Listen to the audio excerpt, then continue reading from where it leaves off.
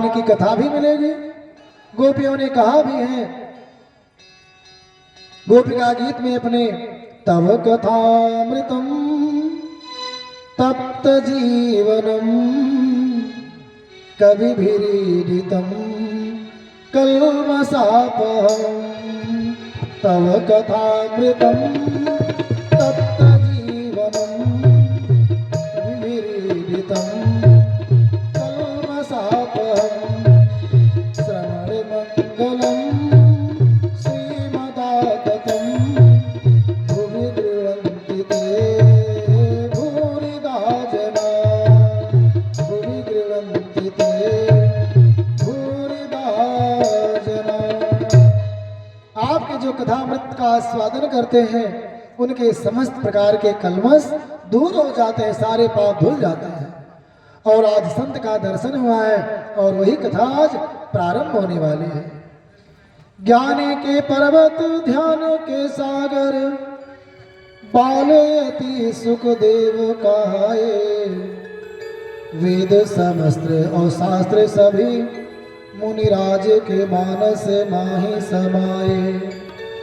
ऐसे महातपधारी के द्वार याचक बन के परीक्षित आए। अजानी मनोरथ राजन का मुनिराज कृपा के घन बरसाए। जानी मनोरथ राजन का मुनिराज कृपा के घन बरसाए।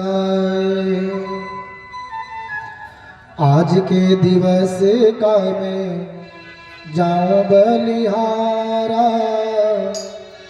आज के दिवस का मैं जाऊं बलिहारा। मेरे घर आया मेरे राम जी का प्यारा।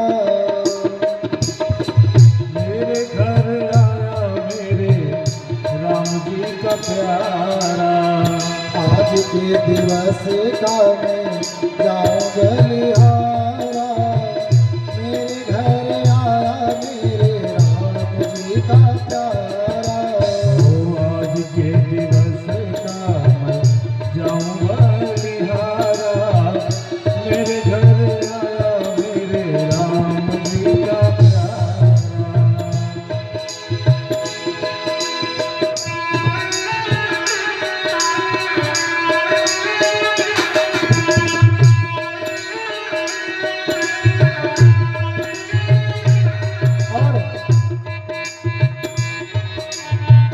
करूं दंडवत चरण पधारूं।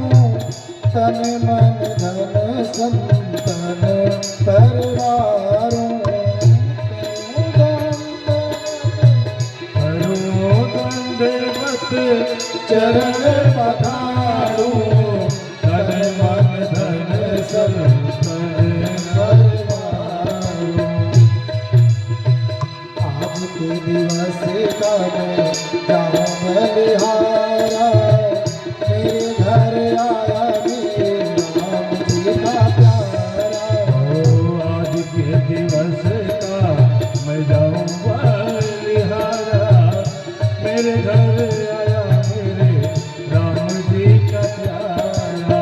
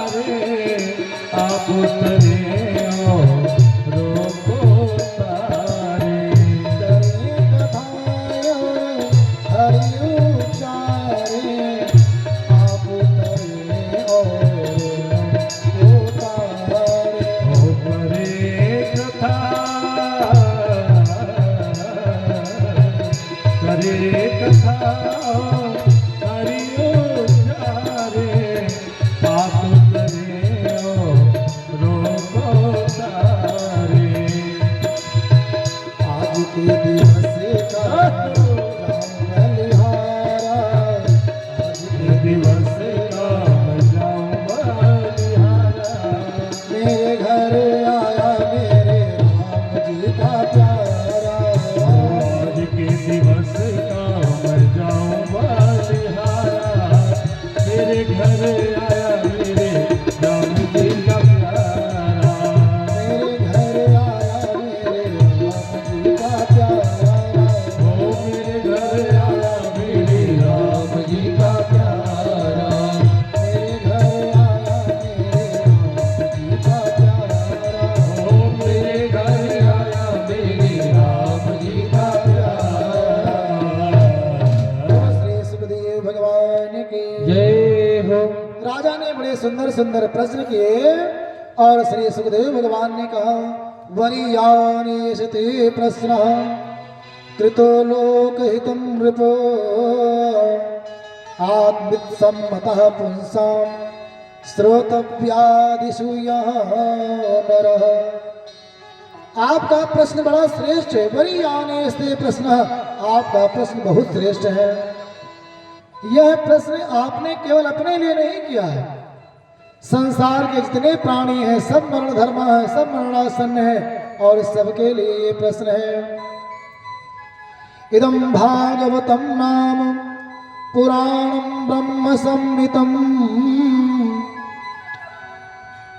इस मृत्यु के भय से छुड़ाने के लिए केवल एक उपाय है जो ब्रह्म सम्मत श्रीमद् भागवत है। बोलो भागवत भगवान की जय हो भागवत ऐसे नहीं है, कहते हैं ब्रह्म सम्मितम, अर्थात साक्षात ब्रह्म की सम्मति है, ब्रह्म से युक्त है यह श्रीमद् भागवत। राजा ने पूछा कैसे आपको मिला, तो कहते हैं अधीतवान द्वापरादो पितुर्द्वैपायनाद अहम।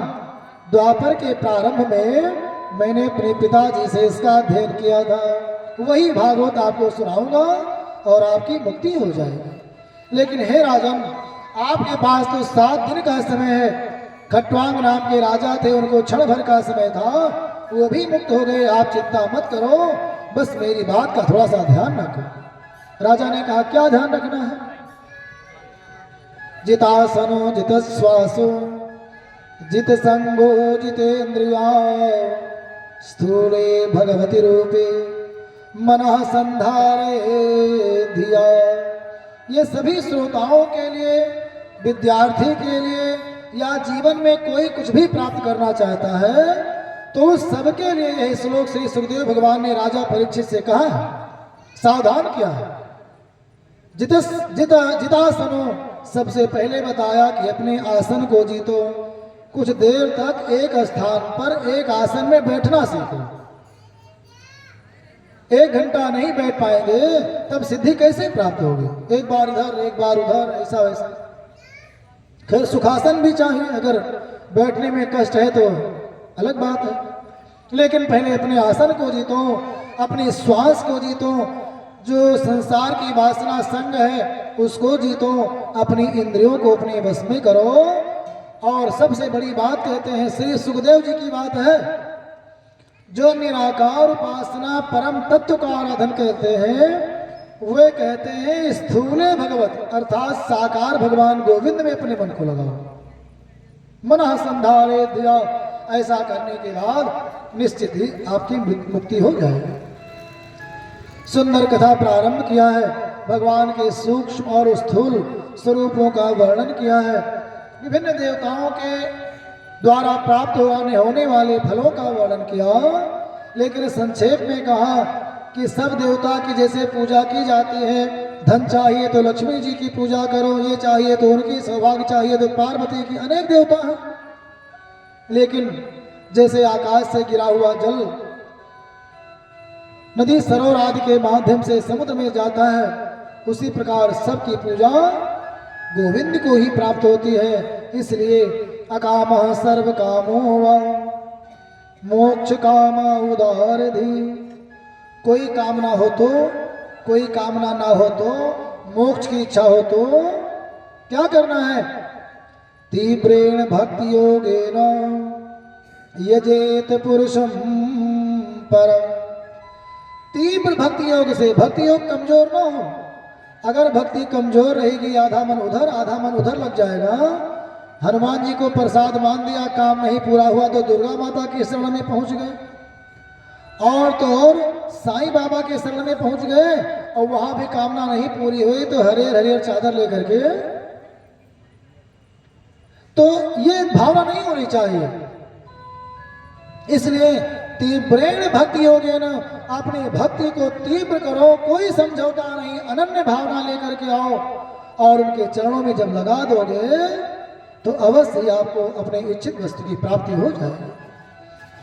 बड़े सुंदर शब्दों में श्री सुखदेव भगवान ने समझाया है, सृष्टि विषय प्रश्न किया है श्री सुखदेव भगवान ने, और वर्णन किया है। कहते हैं कि नारद जी ब्रह्मा जी के पास पहुंचे और बड़ा बखान किया कि आप तो सृष्टि की रचना करते हैं।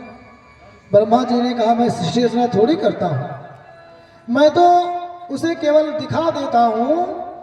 जैसे कोई कमरा बहुत दिन से बंद हो, अंधेरा हो, उसमें अनेक प्रकार के वस्तुएं, कुर्सी, मेज, सोफा सेट, गद्दा, रजाई रखा है, और कोई जा करके उसमें दीपक जला दे या बल्ब का स्विच ऑन कर दे तो उसमें रखी हुई सारी वस्तुएं दिखाई पड़ जाएंगी।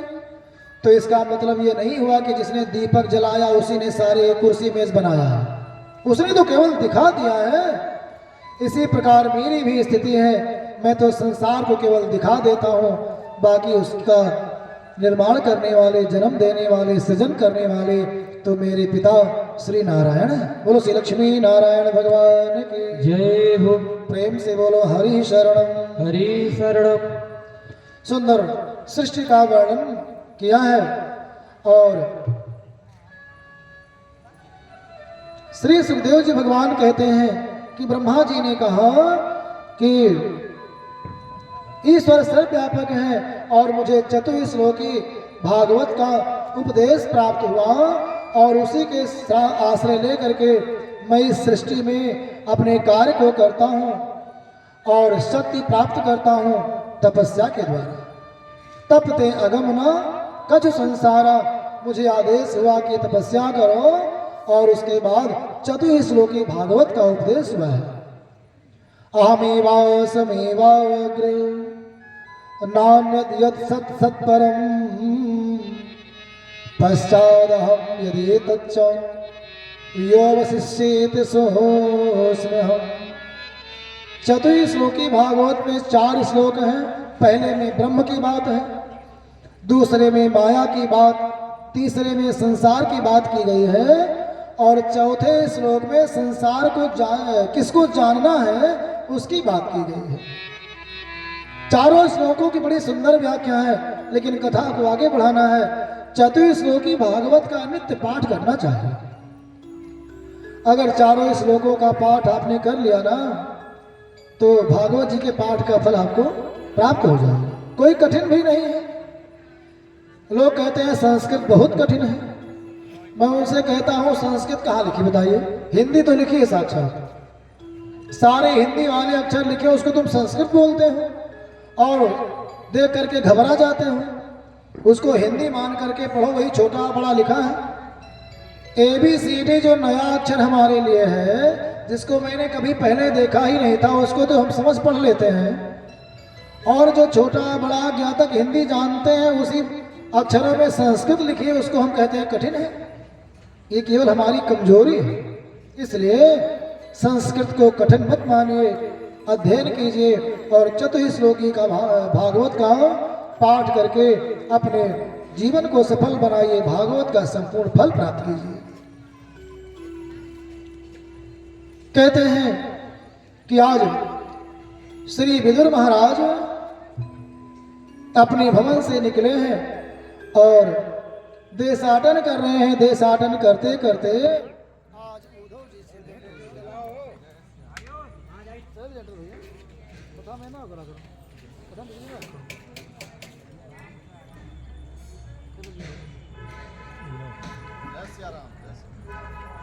कृष्ण गोविंद हरे मुरारे, हे नाथ नारायण वासुदेव। श्री कृष्ण गोविंद हरे मुरारी, ये कल है, कल हुआ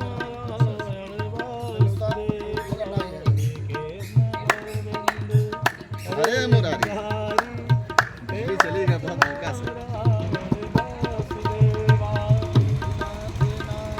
नारायण वासुदेव, हे नाथ नारायण वासुदेव। हे नाथ नारायण वासुदेव,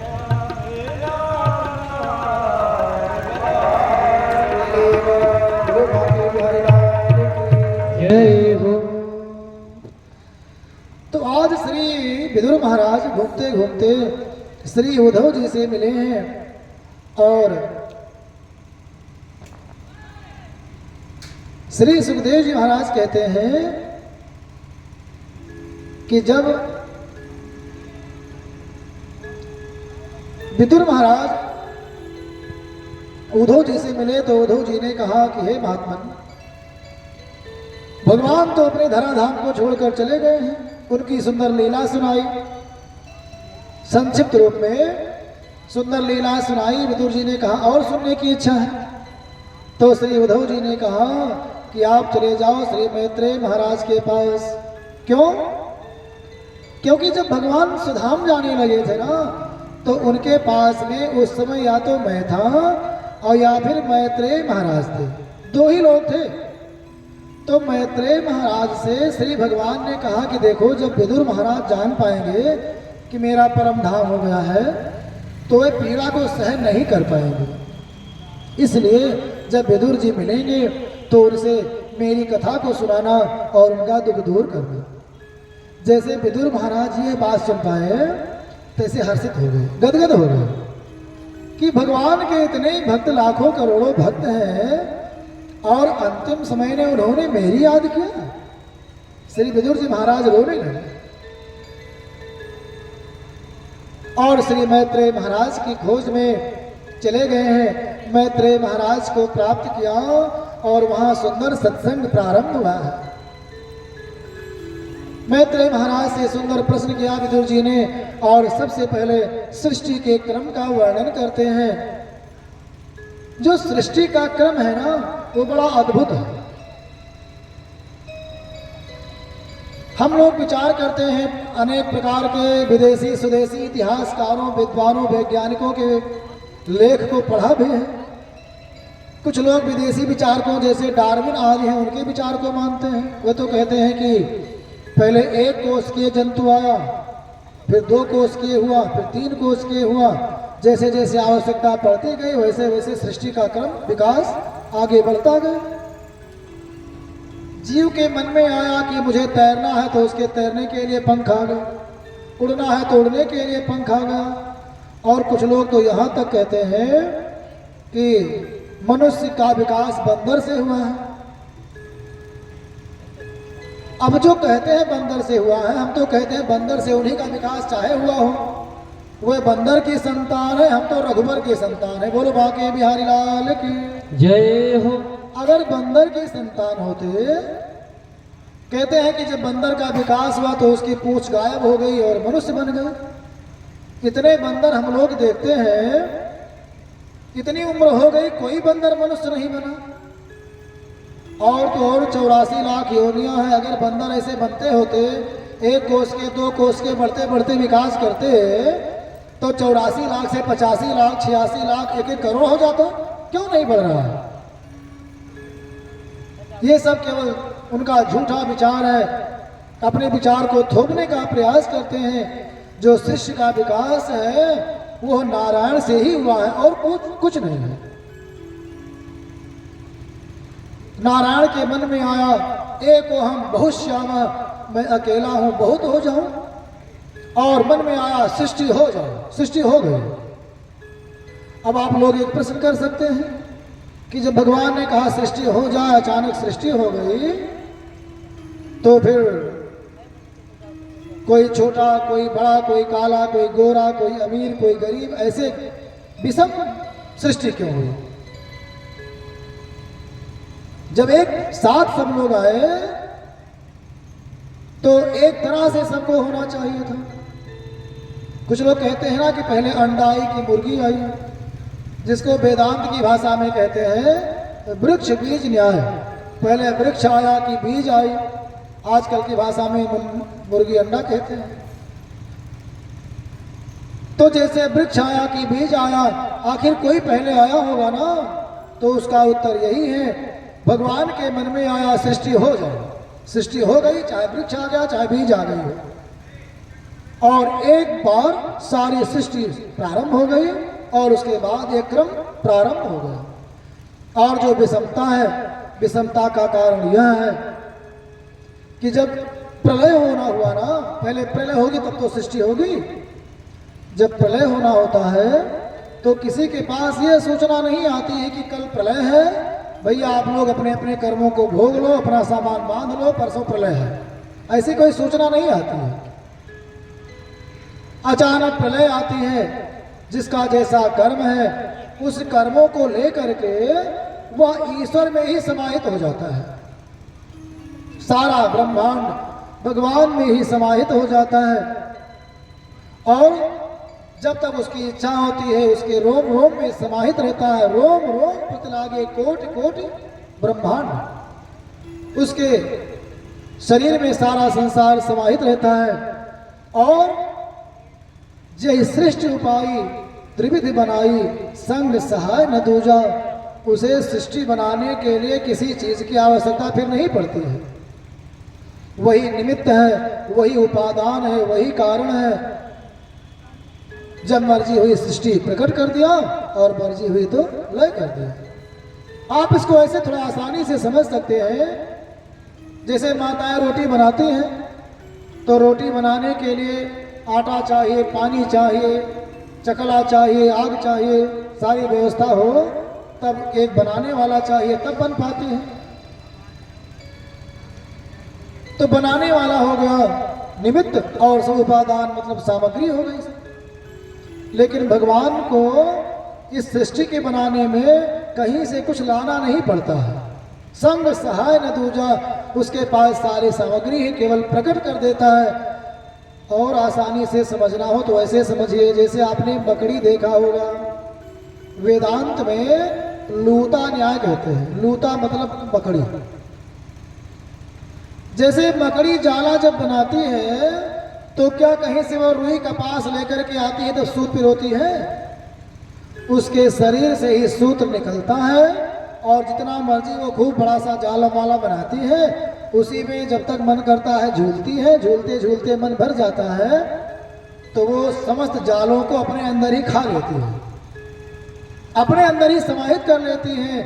तो इस मकड़ी से उदाहरण आप समझ सकते हैं कि जब छोटी सी मकड़ी को जाला बनाने के लिए बाहर से कुछ लाना नहीं पड़ता है, तो क्या भगवान उस मकड़ी से भी कमजोर है? वे कहीं से कुछ नहीं लाते हैं और उनके शरीर से ही यह सृष्टि प्रकट होती है। और जब उनके मन में आता है तब वह इस सृष्टि का लय कर देते हैं। इस दुनिया में सुंदर सुंदर फूल खिलाने वाला, तरह तरह की कठपुतली को नाच नचाने वाला कौन है? बुलबुल कौन है? सब कुछ करता रहता फिर भी मौन है। सब कुछ करता रहता फिर भी मौन है। इस समुद्र पर गेंद बनाकर धरती को ठहराया। जैसे थाली में पानी भरा हो, एक मिट्टी का ढेला उठा करके रख दे तो कुछ देर बाद पिघल जाएगा ना। लेकिन ये धरती पानी पर ही तैर रही है इतने दिनों से, अब तक पिघल जाना चाहिए था, क्योंकि 70% पानी है, 30% ही तो धरती है, पृथ्वी है। लेकिन विचार किया कभी आपने कि उसकी सृष्टि कितनी अद्भुत है। एक ही गमले में 2 प्रकार का फूल लगाओ, उसमें से कोई लाल कोई पीला फूल निकलता है। एक ही खेत में नीम का पेड़ है, गन्ना भी लगा हुआ है, कहीं कड़वाहट है तो कहीं मिठाई। तो उसकी सृष्टि को समझना इतना आसान नहीं है। जो इस सृष्टि को समझ जाएगा ना, वही समझ लो भगवान को समझ गया। ये बड़ा विस्तृत विवरण है। सृष्टि का क्रम जानना चाहिए हमें, अपनी संस्कृति पर, अपने प्रभु पर विश्वास और गर्व करना चाहिए। बोलो श्री बांके बिहारी लाल की जय हो। नारायण से ब्रह्मा हुए, ब्रह्मा से 4 कुमार हुए, सनक सनंदन सनातन सनत कुमार। सृष्टि प्रारंभ किया ब्रह्मा जी ने। कुमारों ने कहा मुझे ब्रह्मचारी बनना, सृष्टि हम नहीं करेंगे। ब्रह्मा जी को जरा सा क्रोध आ गया कि पहले ही पुत्र पैदा किया, इसने ही मना कर दिया, बोहनी खराब कर दिया। क्रोध आया तो क्रोध से रुद्र का जन्म हुआ। बोले सृष्टि करो। रुद्रों ने सृष्टि करना प्रारंभ किया तो भूत प्रेत चुड़ैल चाहटा बनाना प्रारंभ कर दिया। बोले बंद करो, ये सृष्टि बनाओगे तो ये जितनी कुछ रहेगी संसार में सृष्टि, उसको नाश करेंगे, बंद करो इसे। रुद्र जो शंकर भगवान है, लीला के स्वरूप में ब्रह्मा जी के भाव से जन्म हुआ है। उसके बाद श्री ब्रह्मा जी ने मरीचि, अत्रि, अंगिरा, पुलस्त्य, पुलह, क्रतु, भृगु, वशिष्ठ, दक्ष और श्री नारद जी 10 पुत्रों को जन्म दिया है। नारद जी तो ब्रह्मचारी हो गए, उन्होंने कहा विवाह नहीं करेंगे। और अन्य जो 9 ऋषि हैं, इन 9 ऋषियों ने श्री कर्दम महाराज की और श्री देवहूति देवी के 9 पुत्रियों से विवाह किया है। और इन्होंने सृष्टि का बड़ा सुंदर पालन किया है और यहीं से सृष्टि प्रारंभ होती है। ब्रह्मा जी के वाणी से श्री सरस्वती जी का जन्म हुआ है और भगवती योग माया प्रकट हुई। योग माया के आदेश से श्री ब्रह्मा जी ने देवी सरस्वती से विवाह किया है। कुछ लोग कहते हैं अपनी बेटी से विवाह कर लिया, तो वैसे तो संसार ही भगवान की बेटी भगवान का बेटा है, तो इसलिए उनको दोष नहीं लगता है। भगवान ब्रह्मा की छाया से श्री कर्दम महाराज हुए हैं। यह तो सृष्टि भगवान ब्रह्मा की हुई। भगवान के 2 भाग हुए शरीर के। बाएं अंग से श्री शतरूपा देवी हुई हैं और दाहिने से श्री मनु महाराज हुए हैं। और इन दोनों को भगवान ने संतान और सृष्टि करने का आदेश दिया। सृष्टि का आदेश तो दे दिया। मनु महाराज ने सोचा सृष्टि करें तो कहाँ करें, क्योंकि धरती तो जल में ही डूबी है। मनु महाराज ही हम सबके पिता हैं, जिससे हम लोग मानव मनुष्य कहे जाते हैं। कुछ लोग कहते हैं कि आदम आए, एडम आए, हवा आए, है ना, कहते हैं ना, लेकिन सब कोरी कल्पना है। समस्त सृष्टि मनु महाराज की संतान है और मनु महाराज ही हम सबके पिता हैं। और मनुस्मृति ही पहला संविधान है जिसमें बड़े सुंदर सुंदर भाव दिए गए हैं। मनु महाराज ने सृष्टि की इच्छा किया, पृथ्वी का पता ही नहीं है। ब्रह्मा जी से कहा महाराज सृष्टि कहाँ करें। ब्रह्मा जी ने ध्यान किया और उसी समय ब्रह्मा जी के नासा छिद्र से एक छोटा सा कीट उत्पन्न हुआ। देखते देखते वह विशाल जंतु के रूप में प्रकट हुआ। सबने देखा ये तो विशाल बाराह के समान है और सब पहचान गए कि साक्षात यज्ञ भगवान बाराह है। बोलो श्री बाराह भगवान की जय हो। बाराह भगवान आए और धरती माता का पता लगाया। पता लगा जल में बहुत गहराई में डूबी हुई है। जल में प्रवेश किया, धरती माता को अपने दाढ़ों पर उठाया और बाहर की ओर लाने लगे। महात्माओं ने पूछा ये धरती जल में क्या कर रही थी, तो बताया कि इसको एक जो आदि दैत्य सबसे पहला राक्षस है जिसका नाम है हिरण्याक्ष, उसने धरती को छिपा दिया था और आज श्री बराह भगवान ने उद्धार किया है। धरती लेकर के ऊपर आ रहे थे। नारद जी ने बताया कि अगर युद्ध करना हो तो जाओ जल्दी, एक तुम्हारे योग्य योद्धा मिल गया है।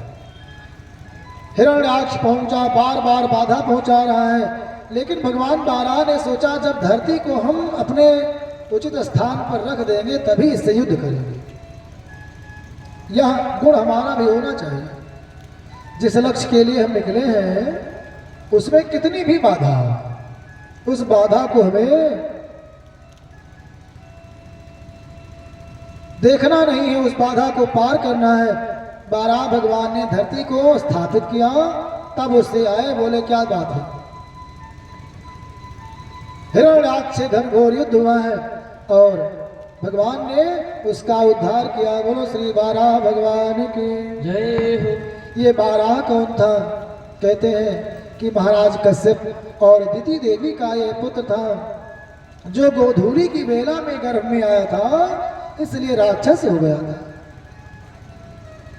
यह पूर्व जन्म में जय और विजय हुआ करते थे, जो भगवान के पार्षद थे।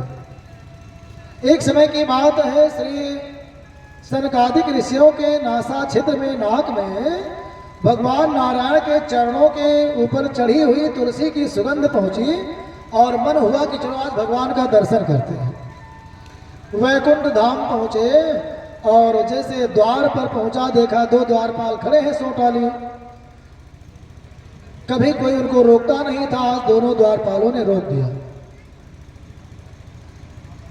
सनकादिक ऋषियों ने कहा, तुम्हारे अंदर लगता है संत महात्माओं को पहचानने की आदत समाप्त हो गई है, तुम्हारे अंदर अभिमान भी आ गया है, इसलिए तुम वैकुंठ में रहने लायक नहीं हो। इसलिए मैं तुम्हें शाप देता हूं, तुमने मुझे यहाँ 3 घड़ी तक रोका है, इसलिए जाओ, मैं शाप देता हूं, तुम्हें 3 जन्म तक राक्षस बनना पड़ेगा। जैसे शाप की बात सुनी, चरणों में गिर पड़े, प्रभु क्षमा करो। तब तक भगवान भी वहां आ गए। द्वार पर भगवान आए और सनकादिक ऋषियों को दर्शन दिया है। भगवान क्यों आए द्वार पर पता है? वैकुंठ धाम में वही प्रवेश कर सकता है जिसके अंदर ना तो क्रोध है, ना अभिमान है, ना कोई प्रकार का छल कपट है।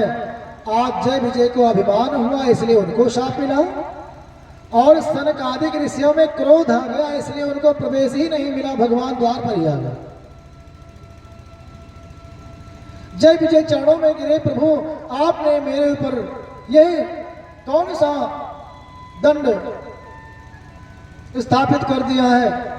आपके चरणों की सेवा करता था, मैं आपसे बिलग, आपके वियोग में मैं एक क्षण भी नहीं रह सकता हूँ, मुझे क्षमा करो।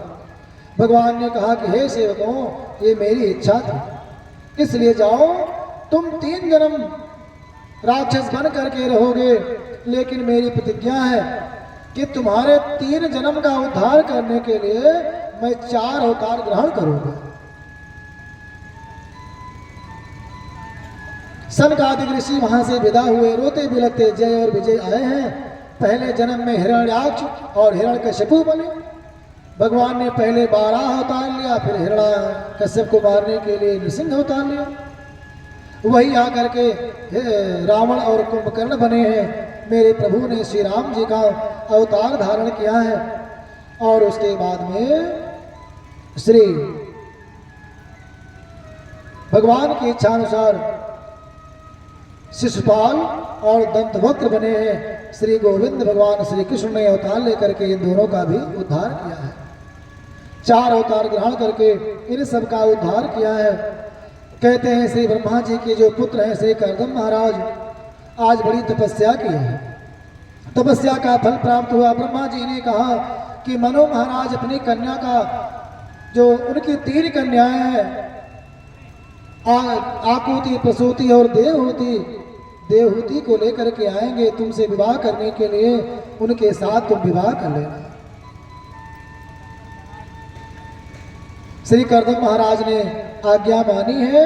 मनु महाराज अपनी पुत्री देवहूति को लेकर के आए और श्री कर्दम महाराज के साथ विवाह कर दिया। देवी देवहूति राजकुमारी है, सुंदर सोने के महल में रहने वाली, लेकिन आज जब आई हैं कर्दम महाराज की कुटिया में ना, तो देखा छप्पर भी शुद्ध नहीं है। अंदर प्रवेश किया, बैठने के लिए टूटी फूटी फटी फटी चटाई है। माता देवहूति बड़ी प्रसन्न हुई। आजकल की कन्याएं होती तो कहती मुझे घर चाहिए, अच्छा घर हो वही विवाह करना। और कहा भी गया है, जो घर वर सब होए अनूपा, करिए विवाह सुता अनूपा। जब माता पार्वती का विवाह हुआ तो भोले बाबा लेकर के आए विदा करा करके, और बरगद के नीचे वही पर्वत पर बैठा दी। देवी पार्वती जी ने मन में विचार किया कि हो सकता है इनके यहाँ ऐसे रिवाज हो, पहले बाहर बैठाते हो तब घर में ले जाएंगे। धीरे धीरे शाम हो गई। भोले बाबा कहीं से घूम फिर करके आए। देवी बोली, स्वामी क्या आप घर में कब चलेंगे? भोले बाबा ने कहा, घर? कैसा घर? हमारा तो घर ही नहीं है, यही कैलाश पर्वत हमारा घर है। देवी पार्वती ने कहा, नहीं मैं घर में रहूंगी, ऐसे मैं नहीं रह पाऊंगी। भोले बाबा ने कहा, ठीक है देवी, घर बनवा लेते हैं। तुरंत विश्वकर्मा का आवाहन किया, आए और बोले कि देवी जी से नक्शा पास करवा लो, जैसा कहें वैसा सुंदर सा घर त्रिकूट पर्वत पर बना करके सोने का महल तैयार कर दो। अब विश्वकर्मा ने क्षण भर में सुंदर सा भवन तैयार किया। जब प्रवेश करने का मन हुआ तो बोले, पहले कुछ पूजा पाठ हो जाना चाहिए। अब भोले बाबा ने सोचा, कोई ऐसा चेला बुलाओ जो दक्षिणा न लेता हूं, नहीं तो हम कहां से देंगे, झोली में कुछ है ही नहीं, जेब भी नहीं है मेरे बाघंबर में। मन में आया कि मेरा एक चेला है, बड़ा पढ़ा लिखा, भी पढ़ लिख रहा है, नाम है रावण। रावण का आवाहन किया। रावण तुरंत वहां पर आधी आफत की तरह पहुंच गया। उसने सुंदर पूजा कराया, गृह प्रवेश हुआ। गृह प्रवेश के समय जैसे संकल्प बोलना हुआ आचार्य की दक्षिणा के लिए, तो भोले बाबा से कहा, भोले बाबा को दक्षिणा का संकल्प होना चाहिए। भोले बाबा ने एक ऊंचा लगाया, चुप रहो, दक्षिणा मांगता है चेला होकर के, दक्षिणा कहाँ मेरे पास है। पार्वती माता ने, क्या बात है? कहा, क्या बात है बताइए, हमसे बताओ। भोले बाबा ने कहा, नहीं कोई बात नहीं देवी, कुछ नहीं। माता ने कहा, मैं समझ गई, दक्षिणा चाहिए ना ब्राह्मण देवता, बताओ क्या चाहिए। रावण ने कहा, माता अब दक्षिणा क्या मांगे, यही जो घर है आप तो दूसरा बनवा लेंगे, अगर यही महल मिल जाता तो ज्यादा अच्छा रहता। अब तो वेदी पर ब्राह्मण ने दक्षिणा की याचना की थी तो मना भी नहीं कर सकती थी, वही भवन दे देना पड़ा।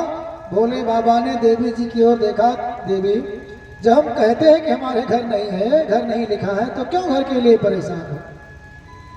तो हर देवी की इच्छा होती है सुंदर सा घर हो, लेकिन देवी देव होती बड़ी प्रसन्न हुई कि मेरे पति देव कितने त्यागी महात्मा हैं, इनके पास तो कुछ है ही नहीं।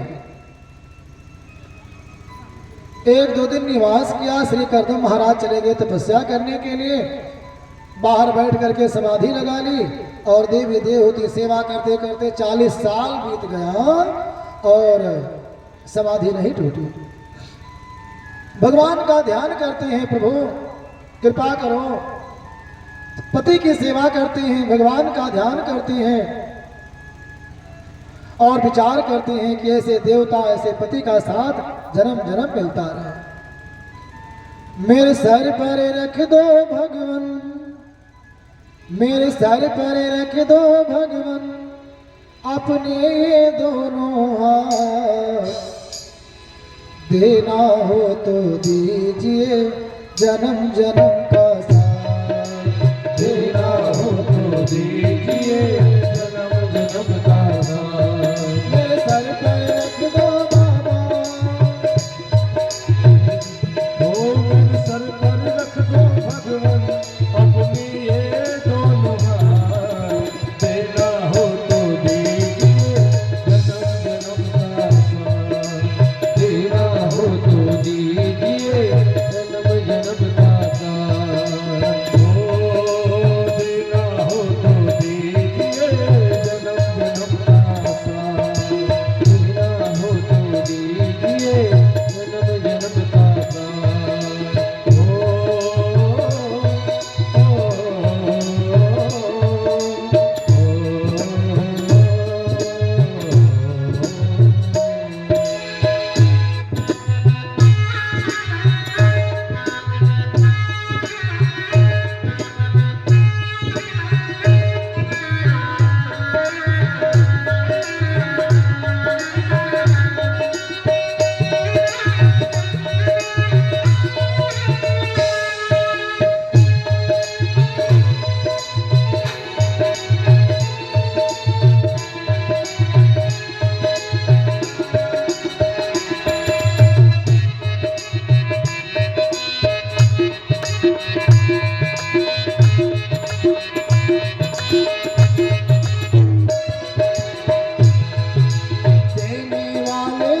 प्रभु को धन और दौलत क्या मांगे, देने वाले श्याम प्रभु को धन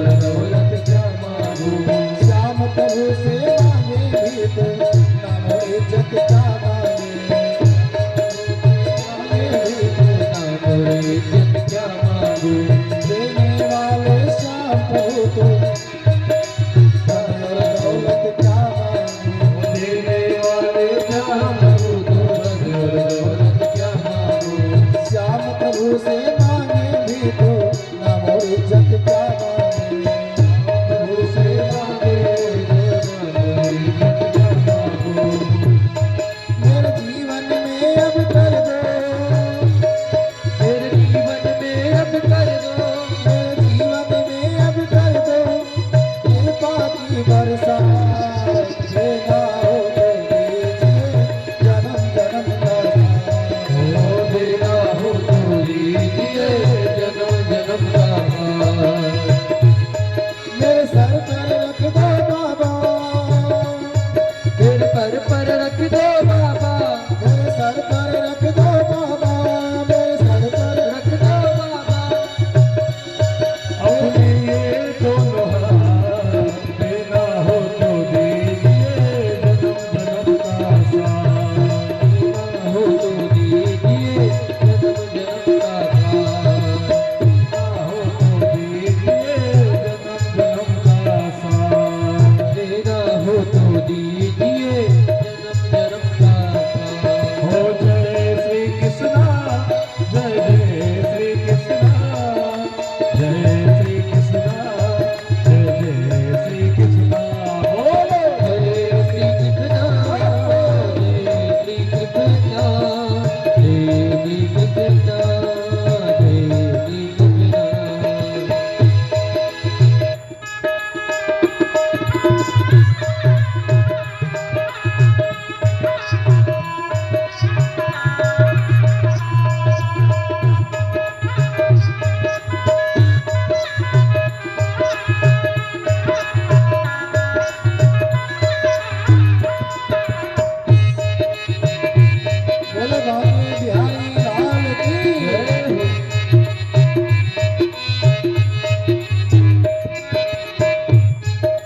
श्याम तेरे चरणों की धूली नाम इज्जत से महंगी है। हो श्याम तेरे चरणों की धूली धन दौलत से महंगी है। श्याम तेरे चरणों की धूली धन दौलत से महंगी है। हो श्याम तेरे चरणों की धूली धन दौलत से महंगी है। एक नजर कृपा की कर दो नाम इज्जत से महंगी है। हो एक नजर कृपा की बाबा इज्जत से महंगी है। मेरे दिल की तमन्ना यही है, हो मेरे दिल की तमन्ना यही है। मेरे दिल की तमन्ना यही है, मेरे दिल की तमन्ना यही है। कर सेवा तेरी दिन रात। देना हो तो दीजिए जन्म जन्म का साथ। देना हो तो दीजिए जन्म जन्म का साथ। मेरे सर पर रख दो बाबा, मेरे सर पर रख दो बाबा, मेरे सर पर रख दो बाबा अपने ये दोनों हाथ। देना हो तो दीजिए जन्म जन्म का साथ। हो देना हो तो दीजिए जन्म जन्म का साथ। देना हो तो दीजिए जन्म जन्म का साथ। हो देना हो तो दीजिए जन्म जन्म का साथ। मेरे सर पर रख दो बाबा, मेरे सर पर रख दो बाबा, मेरे सर पर रख दो मेरे सर पर रख दो बाबा। अपनी ये दोनों हाथ। देना हो तो दीजिए जन्म जन्म का साथ। हो देना हो तो दीजिए जन्म जन्म का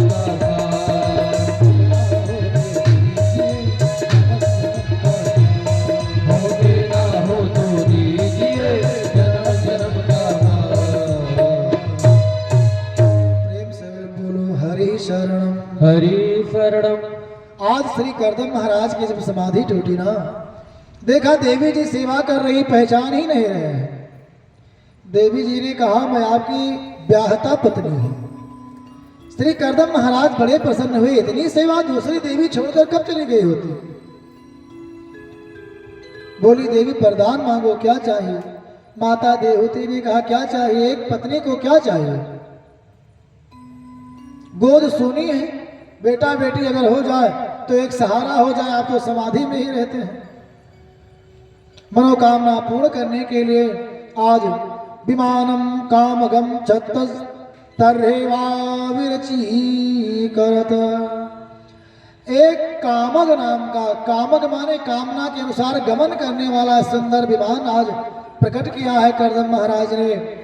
और अपनी तपस्या के बल पर सुंदर वसंत ऋतु जितनी भौतिक सुख सुविधाएं होती हैं, श्रृंगार रस के जितने साधन हैं, सबको आज श्री कर्दम जी ने प्रकट किया और अपनी देवी देवहूति के साथ सुंदर बहुत काल तक विहार किया है। देखो शास्त्रों का वचन है, कहते हैं कि जिस घर में पत्नी संतुष्ट है उसी घर में सुख है, बाकी कहीं सुख नहीं है।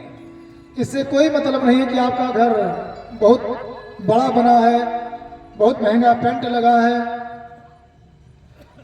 सोफा सेट कुर्सी मेज बहुत लगे हैं, कोई भी वस्तु हो, लेकिन अगर पत्नी संतुष्ट नहीं है ना तो उस घर में शांति नहीं रह सकती है।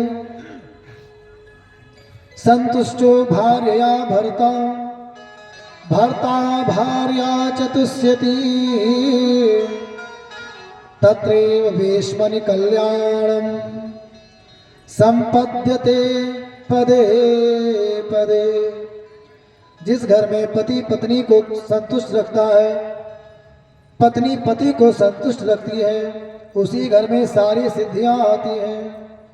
मनु महाराज ने भी यही बात कहा है, यत्र नार्यस्तु पूजन्ते रमन्ते तत्र देवता, यत्रेता न पूजन्ते सर्वास्तत्राफला क्रिया।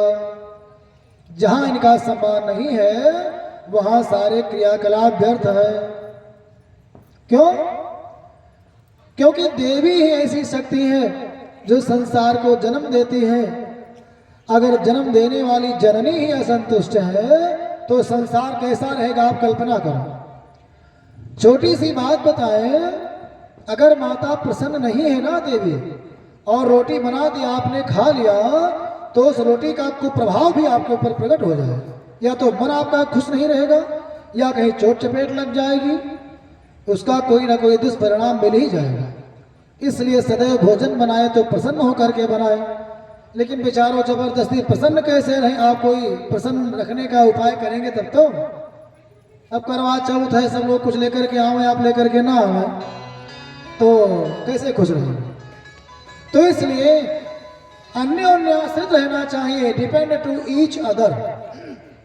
और तत्सुखे सुखित्व, उनके सुख में वे सुखी, उनके सुख में वे सुखी, तब यह गृहस्थ की गाड़ी चलने वाली है। जी पुत्रा तुया नारी, जो अपने पुत्र और पति से प्रसन्न रहती है, उस घर में वह स्त्री स्वर्ग के समान वातावरण भी रखती है। और माताओं के लिए भी शास्त्र का आदेश है, या पतिम हरिभावेन भजते श्रीरिव तत्पराओ हर्यात्मनाओ हरे लोके पत्या श्रीरिव मोदते।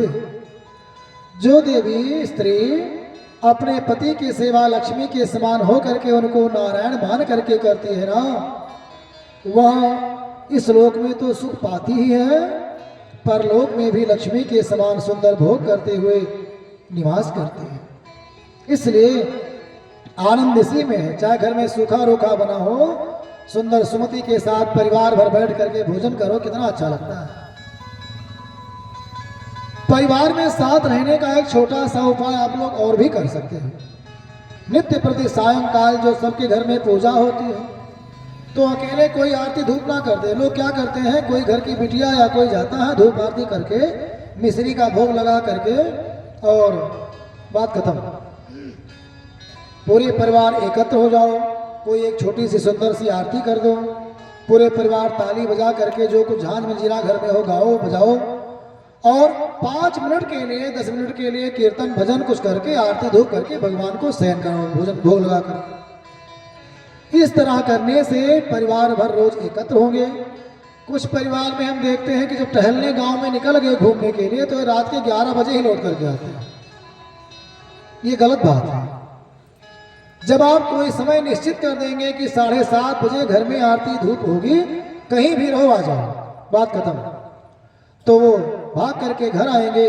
उसके बाद सब लोग साथ बैठ करके भोजन करो, और तब ये तो आनंद है। और पना फुलोरी अनेक प्रकार के व्यंजन बने हो, वो अपने कमरे में खा रहे, वो अपने कमरे में खा रहे, वो अपने कमरे में खा रहे हैं, तो इससे आनंद नहीं मिलने वाला है, पेट भर जाएगा बस। भोजन करने का केवल एक ही नियम है, या तो आंगन में करो या तो रसोई में करो, तब बरकत होती है। और ऐसे जहाँ पाओ वहीं आजकल तो लोग अपने बेड पर ही भोजन करते हैं। बोलो बाके बिहारी लाल की जय हो। जय हो। तो अपनी पत्नी को प्रसन्न किया है, धीरे धीरे करके 9 बेटियां श्री करदम जी महाराज को प्राप्त हुई हैं, और ये 9 बेटियां मान लो नवधा भक्ति ही प्राप्त हो गई है। श्री करदम महाराज की जो 9 बेटियां हैं, उन 9 बेटियों का विवाह श्री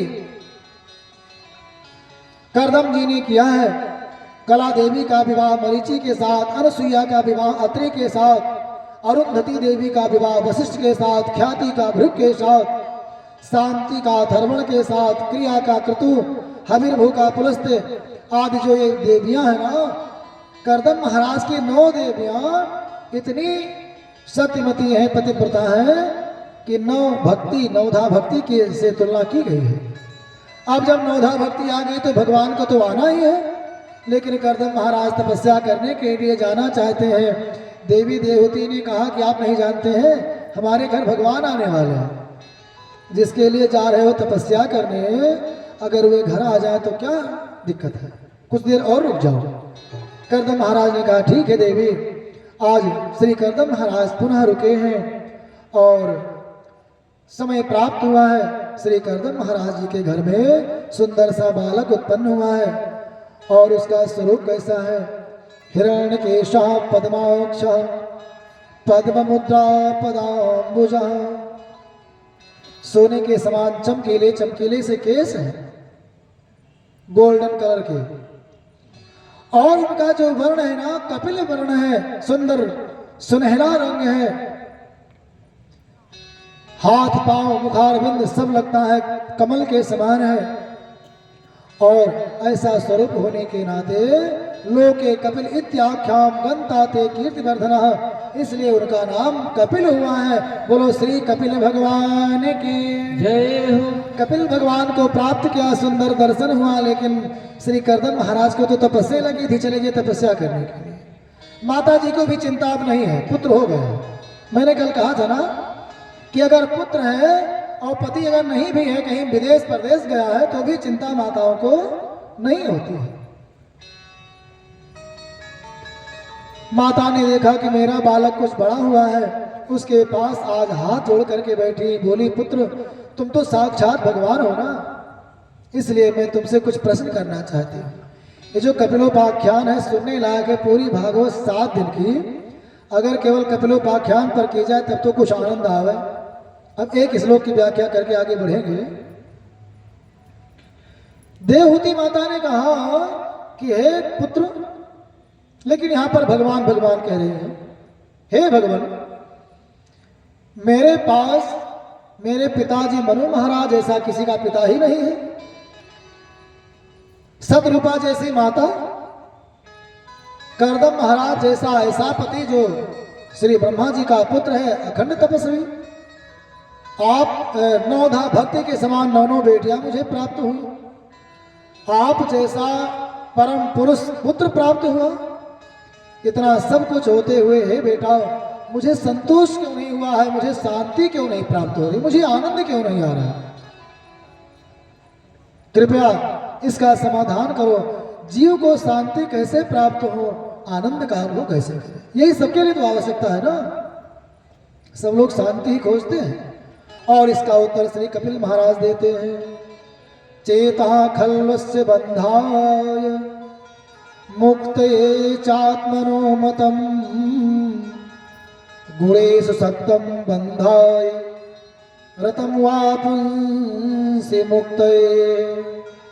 हे माता, इसका केवल और केवल एक कारण है, मन। चेता खल्वस्य बंधाय, ये मन ही जो चित्त हमारा है ना, ये इस बंधन का कारण केवल मन ही है। मना एव मनुष्याणाम कारणम बंध मोक्षयो बद्धम तु विषयासक्तम मुक्तम निर्विषयम मनः। अगर ये मन संसार में लगा है तो समझो हम बंधे हैं, और अगर संसार से हट करके परमपिता परमात्मा में लग गया तो मुक्तम निर्विषय मना। अगर ये मन निर्विषय हो गया तो समझो हम मुक्त है, फिर शांति की कोई खोज करना वही बंद हो जाए, शांति मिल जाए। इसलिए हे माता, इस मन को अभ्यास के द्वारा अपने बस में करो। माता बोली, बेटा ये मन तो बड़ा कठिन है बस में करना। गीता में भगवान कहते हैं कि वायु दुष्कर, जैसे कोई वायु को, हवा को अपने बस में नहीं कर पाता, वैसे मन भी है। तो इस मन को कैसे बस में करें? भगवान ने कहा कुछ नहीं करना है, मन की चिंता छोड़ दो, केवल अपने कर्म को थोड़ा सा सुधारो और उसके लिए संतों का संग करो। और जब संतों की वाणी सुनोगी तो मन झक मार करके अच्छे इसी संसार से विरक्ति होकर के और भगवान के चरणों में लग जाए। माता ने प्रश्न कर दिया कि ये संत कौन होते हैं, जानना जरूरी है। संत कौन है? सब संत पीला वस्त्र पहन लिया, दाढ़ी बाल चंदन ये रख लिया तो क्या संत हो गए? संत वो नहीं है, वे भी संत हैं। ऐसी बात नहीं कि पीले वस्त्र पहनने वाले संत नहीं है, लेकिन कोई आवश्यक नहीं कि संत ही है। संत तो आप लोग जैसे बैठे हैं, आप लोगों में से कई संत बैठे हैं जिनका विचार निर्मल है, किसी से ईर्ष्या नहीं है, किसी का हानि नुकसान नहीं चाहते हैं, सबको अच्छा मार्ग बताते हैं, वही तो संत है। संत का बड़ा सुंदर लक्षण श्री कपिल महाराज कहते हैं, तितिक्षवः कारुणिका सुहृद, तितिक्षवः कारुणिका सुहृदः सर्वदेहिनां, अजात शत्रवः शान्ता साधवः साधुभूषणः। साधु वही है जिसके अंदर तितिक्षा है। तितिक्षा मतलब सहन शक्ति है, टॉलरेंस। जिसके अंदर तितिक्षा है, सर्दी गर्मी बरसात अमीरी गरीबी दुख मान सम्मान अपमान सब सहन करने की क्षमता है, वह संत है। और बताते हैं कारुणिका, जिसके हृदय में करुणा का जल बहता है, जो दयालु है वही संत है। सुहृदा, और जो सुहृद है, सुहृद का दो अर्थ होगा यहाँ पर। एक तो होता है मित्र और दूसरा होता है जिसका हृदय बड़ा सुंदर है, निर्मल है। सुहृदा सर्वदेहिनाम, सबके लिए जो मित्रता का भाव रखता है। और अजात शत्रुवा, जिसके कोई शत्रु नहीं है। बोलो बाके बिहारी लाल के जय हो। अब शत्रु कैसे होते हैं? शत्रु किसके नहीं, सबके है ना। लेकिन ये बताइए, जब हम पैदा हुए थे तो हमारे कोई शत्रु था? नहीं था ना, तब कहां से शत्रु आ गए? कहते हैं कि न कश्चित मित्रम न कश्चित रिपुः व्यवहारेण जायन्ते मित्राणि रिपवस्तथा। ना कोई किसी का मित्र है, ना कोई किसी का शत्रु है, हमारे व्यवहार से ही शत्रु मित्र हो जाते हैं। प्रेम से बोलो हरि शरणम, हरि शरणम। तो हमारा व्यवहार कैसा है, वही शत्रु मित्र पैदा करता है। लेकिन जो संत है उसके शत्रु नहीं होते हैं। इसलिए जो अजात शत्रु है उसको संत मानो। शांता, जो शांत रहता है। एक शीश महल बना हुआ था तो उसका ऑटोमेटिक गेट बना हुआ था। एक कुत्ता कहीं से भटकता आया, जरा सा धक्का लगाया, बस शीश महल में घुस गया। अब शीश महल के चारों ओर दीवार में शीशा ही शीशा लगा। अब उस कुत्ते को चारों ओर शीशा है, कुत्ते ही कुत्ते दिखने लगे। रिफ्लेक्शन जो प्रतिबिंब दिखता तो हजारों हजार कुत्तों की लाइन लग गई। अब उसने देखा इतने कुत्तों को भौंकने लगा। जब वो भौंकता तो जो प्रतिबिंब वाले कुत्ते थे वो भी भौंकते। बहुत देर वो व्याकुल होकर के, अचेत होकर के उसी में गिर पड़ा, बेहोश हो गया। कुछ देर बाद दूसरा कुत्ता उसी में घुस गया। दरवाजा तो अपने आप बंद ही हो गया। उस कुत्ते ने देखा बहुत से कुत्ते चारों ओर। उसने क्या किया, बड़े प्रेम से चूं चूं चूं चूं किया और पूंछ हिलाते हिलाते सब कुत्तों से मिलने लगा। जब ये पूंछ हिलाता तो सारे कुत्ते पूंछ हिलाते। इसका प्रेम व्यवहार जो प्रतिबिंब में दिखाई पड़ता, इसको लगा सब मुझे प्यार कर रहे हैं। आराम से घंटा 2 घंटा रहा, कोई व्यक्ति आया, दरवाजा खोला, आराम से बाहर निकल करके भाग गया। तो एक कुत्ता वो है जो दूसरे कुत्तों को देखकर भौंक करके व्याकुल होकर के मर गया, और दूसरा यह है जो सबके साथ प्रेम व्यवहार के साथ रह करके आराम से निवास किया। तो हमारा व्यवहार ही हमें शत्रु मित्र हमारे लिए पैदा करता है। इसलिए सदा अपने व्यवहार को सुंदर रखो। जो शांत है वह साधु है, और कहते हैं साधवः साधुभूषणः, वह साधु ही नहीं साधुओं में भी आभूषण है, साधुओं को भी वह विभूषित करता है। ऐसा महात्मा मिल जाए तो उसके चरणों में बैठो, सेवा करो। जब उससे बात करोगे ना तो अपने आप ही आपका मन संसार से हट करके और परमात्मा के चरणों में लग जाए। इतने करना है। निर्विकारता ही सबसे शुद्ध सुंदरता है। अगर शरीर निर्विकार है तो समझ लेना कि सबसे बड़ी सुंदरता यही है। जो बाहरी सुंदरता है वह कुछ दिन के लिए रहती है, और जो निर्विकारता है, शरीर में मन में कोई विकार नहीं है, व्यवहार आनंदप्रद है, तो वह व्यवहार ही सबसे सुंदर है। उसे सब लोग प्रेम करेंगे। शरीर बड़ा सुंदर है लेकिन व्यवहार कटु है, जैसे सोने के घड़े में जहर भरा हो, तो लोग कितने दिन प्यार करेंगे? एक बार बस देखने के बाद जो समझ जाएंगे, दूर हो जाएंगे। लेकिन अगर सुंदरता नहीं है, अंदर की सुंदरता है, तो आपका व्यवहार प्रेम अस्थाई रहेगा। राम नाम के साबुन से जो, राम नाम के साबुन से जो मन का मैल छुड़ाएगा, निर्मल मन के दर्पण में वो राम के दर्शन पाएगा। राम नाम के सावन से जो मन का मैल छुड़ाएगा, निर्मल मन के दर्पण में वो राम के दर्शन पाएगा। राम नाम के साधन से जो मन का मैल छुड़ाएगा, निर्मल मन के दर्पण में वो राम के दर्शन पाएगा। ओ राम नाम के सावन से जो मन का मैल धुलाएगा, निर्मल मन के दर्पण में श्री राम का दर्शन पाएगा। निर्मल मन के दर्पण में वो राम के दर्शन पाएगा। निर्मल मन के दर्पण में श्री राम का दर्शन पाएगा। बोलो सच्चिदानंद भगवान की।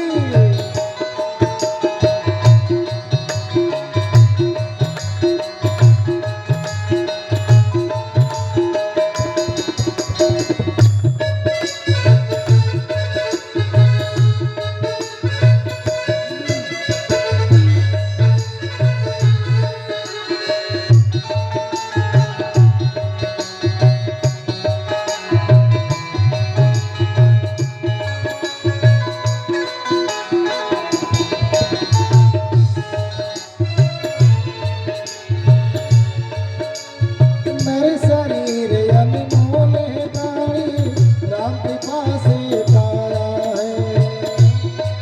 ओ नर शरीर अनमोल है प्राणी, राम कृपा से पाया है। झूठे जग प्रपंच में पड़कर क्यों प्रभु को बिसराया है। झूठे जग प्रपंच में फंसकर क्यों प्रभु को बिसराया है। समय हाथ से निकल गया तो, ओ समय हाथ से निकल गया तो, समय हाथ से निकल गया तो, समय हाथ से निकल गया तो, सिर धुन पछताएगा। निर्मल मन के दर्पण में वो राम के दर्शन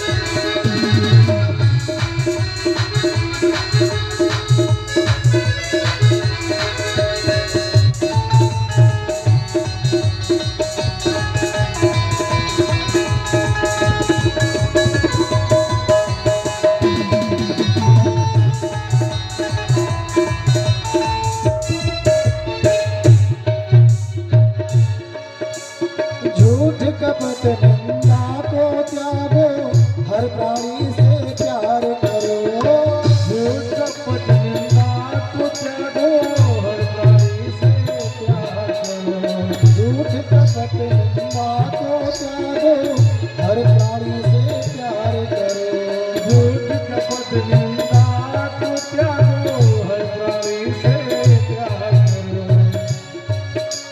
घर पर आए अतिथि कोई तो यथा शक्ति सत्कार करो। घर पर अगर अतिथि आए तो यथाउचित सत्कार करो। क्योंकि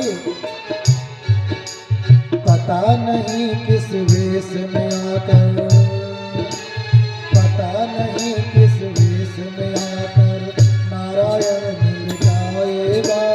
पता नहीं किस देश में आकर नारायण मिल जाएगा। निर्मल मन के दर्पण मेरा दर्शन पाएगा। निर्मल मन के दर्पण में वो राम दर्शन पाएगा। राम नाम के सावन से मन का मैल छुआएगा। राम नाम के सावन से जो मन का मैल धुलाएगा। निर्मल मन के दर्पण मेरा दर्शन पाएगा। निर्मल मन के दर्पण में प्रभु राम का दर्शन पाएगा। निर्मल मन के दर्पण मेरा दर्शन पाएगा। निर्मल मन के दर्पण में प्रभु राम का दर्शन पाएगा। दर्शन पाएगा। पूरे सांख्य शास्त्र का उपदेश श्री कपिल महाराज ने दिया है। 5 महाभूत, 5 तन मात्राएं, 5 कर्म इंद्रिया, 5 ज्ञान इंद्रिया, प्रकृत पुरुष आदि जो 25 तत्व हैं, जिसे संसार बना, जिसे शरीर बना है। बड़ा ही सुंदर सा उपदेश दिया है, तत्व ज्ञान का उपदेश दिया है। सुंदर उपदेश सुन करके देवी देवहूति का आधा शरीर तो पति को प्राप्त हुआ और आधा शरीर सिद्धदा नाम की नदी के रूप में परिवर्तित हुआ है। श्री कपिल महाराज भी गंगा सागर में निवास करने लगे। बोलो श्री कपिल भगवान की जय हो। स्वयंभू मनु महाराज की आकुति देवहूति प्रसूति कन्याएं थी। आकुति का विवाह रुचि प्रजापति के साथ किया, जिससे यज्ञ आदि पुरुषों का जन्म हुआ है। जो देवी प्रसूति हैं उनका विवाह दक्ष प्रजापति के साथ हुआ और श्री दक्ष महाराज को 16 कन्याएं हुई हैं, जिनमें 13 कन्या धर्म को दे दिया, 3 कन्या बची, उनको एक दे दिया अग्नि को, एक दे दिया पितर महाराज को और एक दे दिया भोले बाबा। भोले बाबा को जो ब्याही गई उनका नाम था सती। सती माता ने भोले बाबा के अपमान को ना सह करके अपने शरीर को दक्ष प्रजापति के यहाँ यज्ञ में योगाग्नि के द्वारा भस्म कर दिया है। कहते हैं श्री मनु महाराज के पुत्र भी थे, उत्तानपाद और प्रियव्रत। 2 पुत्र हुए, जिनमें जो उत्तानपाद है उनके ही वंश में एक बालक का जन्म हुआ जो ध्रुव कहलाया। ध्रुव का मतलब होता है अटल, जो अपने संकल्प पर दृढ़ रहे, उसी को कहते हैं ध्रुव। तो जो ये बालक ध्रुव हुआ, इसने अपने दृढ़ इच्छा शक्ति से भगवान को प्राप्त किया। राजा ने कहा कि इस बालक के बारे में सुनने की बड़ी परम उत्कंठा है, जिज्ञासा है। प्रियव्रतोत्तान पादो सतरूपापते सुतो वासुदेवस्य कलया रक्षायां जगतः स्थितो। कहते हैं बालक ध्रुव के पिता का नाम था उत्तानपाद। उत्तानपाद की रानी थी, नाम था सुनीति। बड़ी ही पतिव्रता, जैसा नाम था सुनीति वैसे नीति के अनुसार काम भी करती थी। लेकिन बालक कोई नहीं था। राजा महाराजा वैसे भी घर से निकले अगर तो रानियां डरी रहती थी, घर से गए हैं पता नहीं अकेले आवे, किसी को लेकर के आवे, कोई पता नहीं होता था। अब आज वास्तव में वही हुआ। उत्तानपाद को एक देवी मिल गई, नाम है सुरुचि। मोहित हो गए। देवी ने शर्त रख दिया कि जो देवी आपकी पहले से हैं उनका घर से बाहर आना होगा, तब मेरा घर के अंदर जाना होगा। अगर ये शर्त स्वीकार है तो हम चले। उत्तानपाद मोहित थे पुत्र की आवश्यकता भी थी, दोनों मिला करके ले आए। देवी सुनीति को घर से बाहर करके छोटा सा भवन बना करके बाहर रख दिया। बाद में सूचना मिली कि देवी सुनीति को भी पुत्र होने वाला है। कालांतर में देवी सुनीति को छोटा सा सुंदर सा बालक हुआ और सुरुचि को भी एक पुत्र हुआ। सुनीति के पुत्र का नाम हुआ ध्रुव और सुरुचि के पुत्र का नाम हुआ उत्तम। हम सभी उत्तान पाद हैं। पाद माने पैर, उत्तान माने उतान। जब हम सबको धन का घमंड हो जाता है ना, तो ऊपर ही देखते चलते हैं। अगर सुनीति की बात मानते हैं तब तो नीति से चलेंगे, और जब रुचि की बात मानेंगे तो जो रुचि होगी वो करेंगे। लेकिन जब बालक ध्रुव जैसा अटल दृढ़ इच्छा शक्ति आ जाए तो कल्याण हो जाता है।